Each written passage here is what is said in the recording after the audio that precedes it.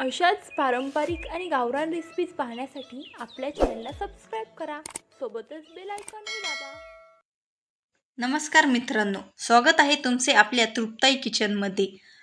अशा सोप्या आणि घरगुती रेसिपीज बघण्यासाठी आपल्या चॅनलला जास्तीत जास्त शेअर करा आणि सबस्क्राईब करा. तुमचाही साबुदाणा चिकट होतोय तर अशा पद्धतीने साबुदाणा भिजवत घालवावा. चला तर मग बघूया साबुदाणा कसा भिजवत घालवायचा. इथे मी 2 वाटी साबुदाणा घेतला आहे.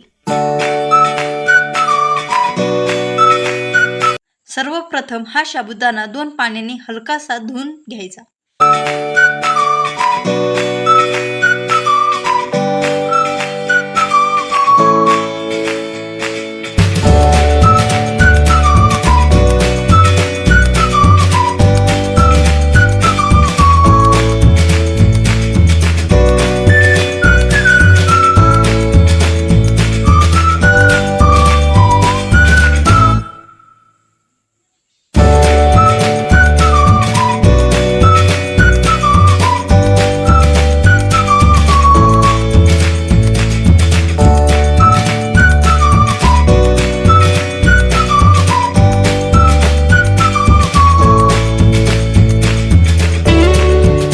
साबुदाणा बुडेल इतकंसं पाणी टाकायचं, जेणेकरून आपली साबुदाणा खिचडी मोकळी आणि सुटसुटीत होईल.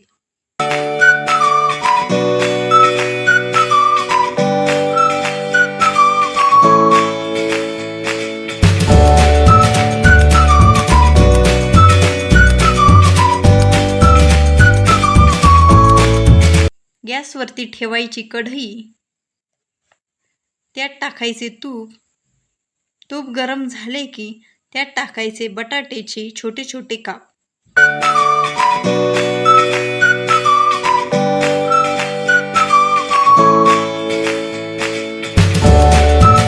बटाट्याचे काप चांगले मंद आचेवर शिजवून घ्यायचे. त्यात टाकायची मिरची,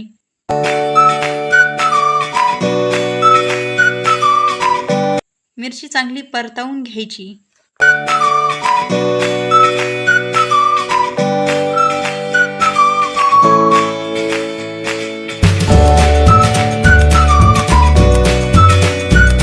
मग त्यात टाकूयात भिजवलेला साबुदाणा. मी हा साबुदाणा रात्री भिजवत घालवला होता. आता हा साबुदाणा मस्त भिजलेला आहे.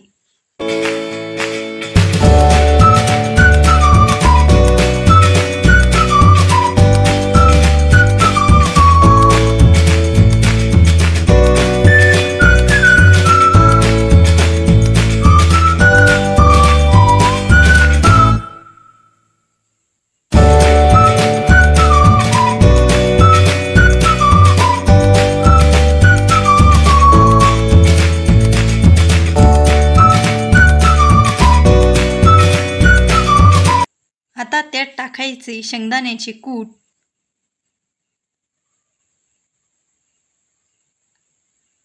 मीठ. शेंगदाण्याचा कूट जास्त बारीकही नाही करायचा आणि जास्त जाडसरही नाही ठेवायचा. मी 2 वाटी साबुदाण्यासाठी 1 वाटी शेंगदाण्याचा कूट घेतला आहे.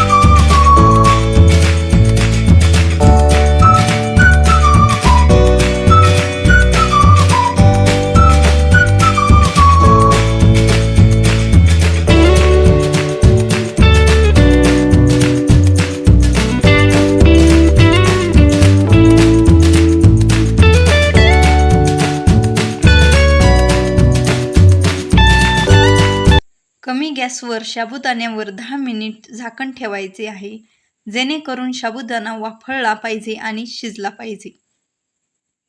10 मिनिट झाले आहे. आपला साबुदाणा मस्त शिजलेला आहे आणि मोकळाही झालेला आहे. आपण पाहू शकता.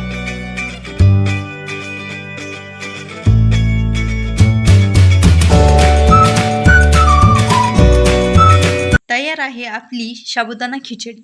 तुम्ही पण तुमच्या घरी अशी साबुदाणा खिचडी नक्की ट्राय करा. चला तर मग भेटूया पुन्हा दुसऱ्या रेसिपीमध्ये. तोपर्यंत आपल्या चॅनलला सबस्क्राईब करा, जास्तीत जास्त शेअर करा. Thank you.